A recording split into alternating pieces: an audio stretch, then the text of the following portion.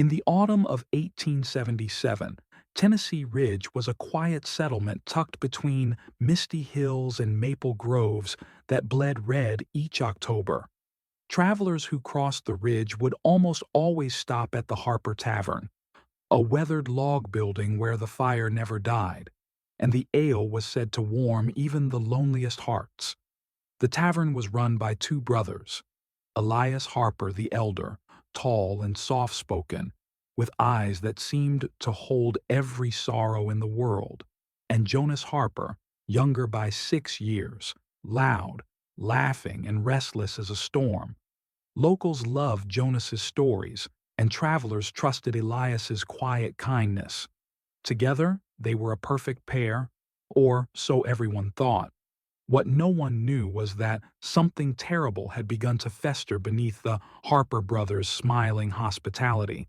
One stormy night, a stranger rode into the ridge, cloaked, shivering, and carrying a satchel that jingled faintly with coins. He asked for a bed, a hot meal, and a pint. Jonas served him with a grin, while Elias studied him from behind the counter. The man spoke little, but he watched everyone closely, especially the brothers. His name, he said, was Silas Boone, a trader heading west. That night, when most of the tavern guests had gone to their rooms, Silas pulled out a small map, old, stained, and marked with red ink. Jonas noticed. Elias did too. Before dawn, thunder rolled again, and by sunrise, Silas Boone was gone.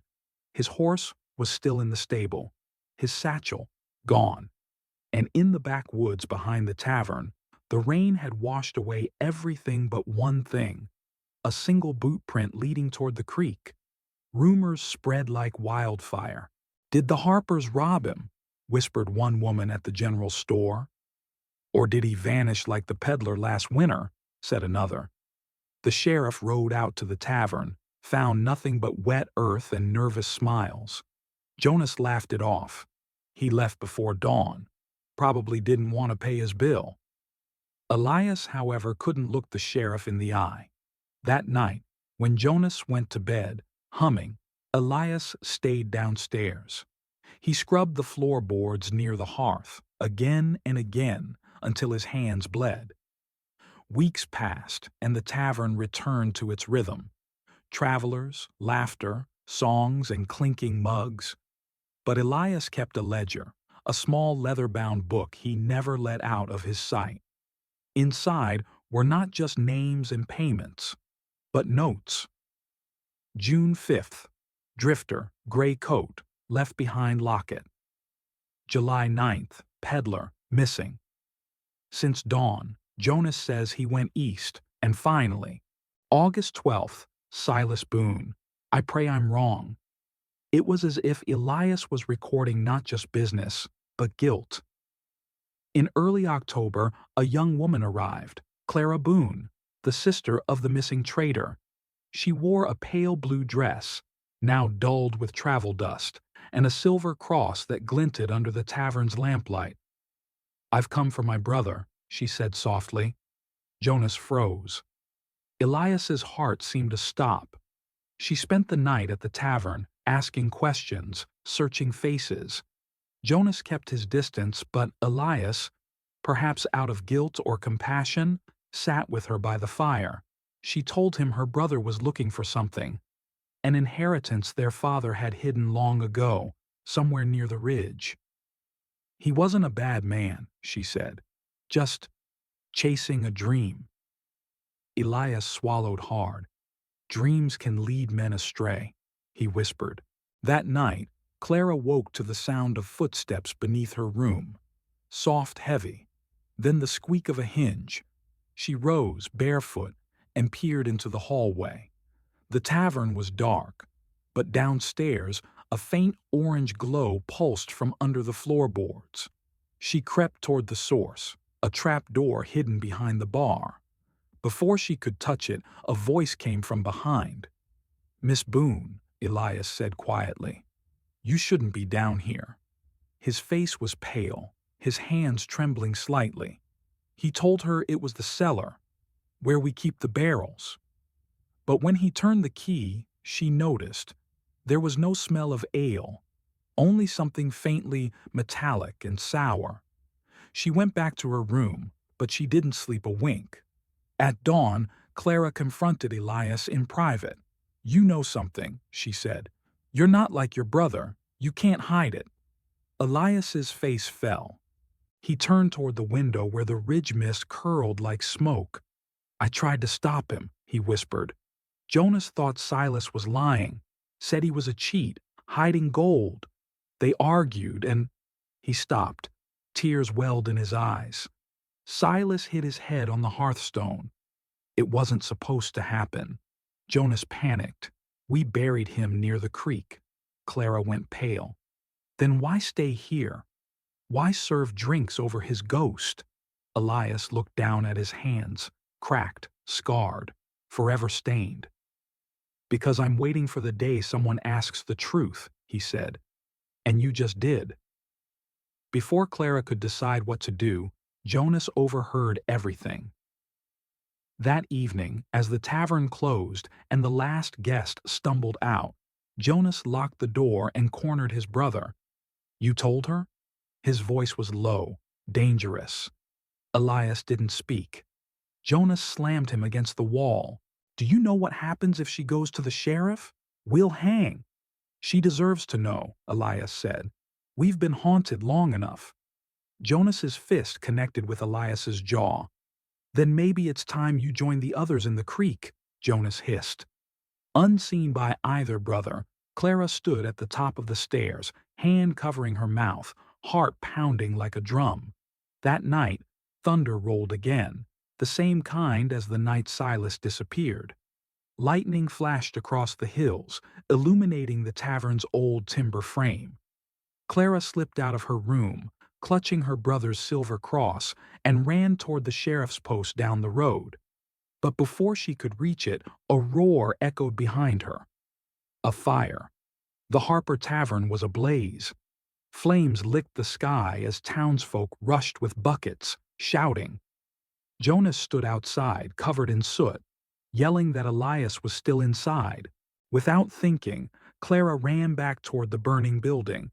Inside, through smoke and crackling wood, she found Elias pinned under a fallen beam, gasping for air. He looked up at her with eyes that seemed relieved rather than afraid. "Take the ledger," he whispered. "It's behind the counter. Tell them what we did, and tell them I'm sorry." She tried to pull him free, but the floor gave way. Clara barely escaped before the roof collapsed. Morning brought silence. The tavern was gone. Nothing left but blackened beams and smoke curling into the gray sky. Jonas was found near the well, alive, but shaken. Elias was gone. Among the ashes, Clara found the half-burned ledger, the ink smudged but still readable. She brought it to the sheriff, trembling, and told him everything Elias had confessed. Jonas was arrested, though he swore Elias had lied to ruin him. But when they dug near the creek, under an old sycamore tree, they found a skeleton with a boot still on one foot, and in its pocket a rusted coin, stamped SB.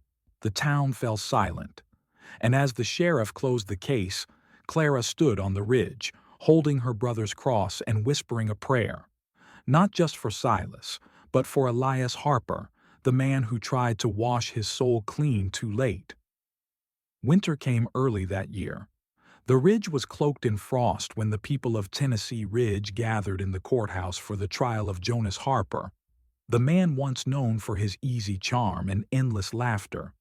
He stood in shackles, eyes wild, jaw clenched. Clara Boone sat quietly in the front row, clutching the charred ledger. The sheriff presented the evidence: the body near the creek, the coin, the ledger. But Jonas kept shouting that Elias had framed him. "Elias did it," he cried. "He was jealous, jealous of everything I built." The jury didn't buy it. The ledger contained Elias's own confessions, and nowhere did he try to absolve himself. Instead, it spoke of guilt, of trying to protect his brother until the fire. Jonas was sentenced to life in prison. When the judge struck the gavel, a chill filled the room. Clara looked down at her hands, whispering, "May God forgive you both." Months later, after the ashes cooled and spring thawed the ridge, travelers began reporting strange things along the road where the Harper Tavern once stood. Some said they saw a figure in a long coat standing near the ruins at dusk, tall, solemn, with soot-streaked hands. Others swore they smelled smoke and ale, though the ground had long been cold. Children dared each other to walk near the old well, saying if you listened close, you could still hear the echo of a man's voice whispering, "I'm sorry."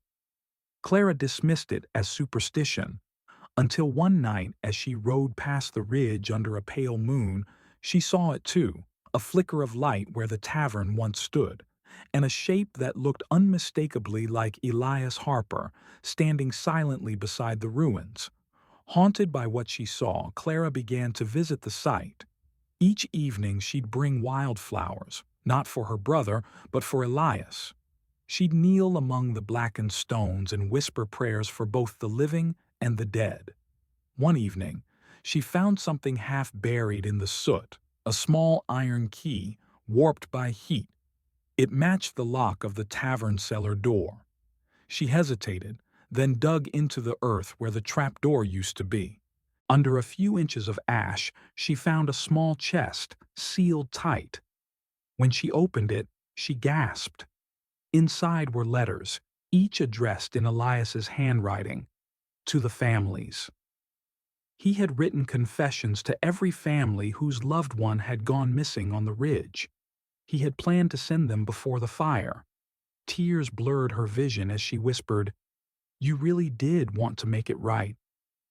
Clara rode for weeks across Tennessee and Kentucky, delivering the letters one by one, to a widow in Clarksville, whose husband never came home, to a mother near Murfreesboro, whose son vanished on a trading route.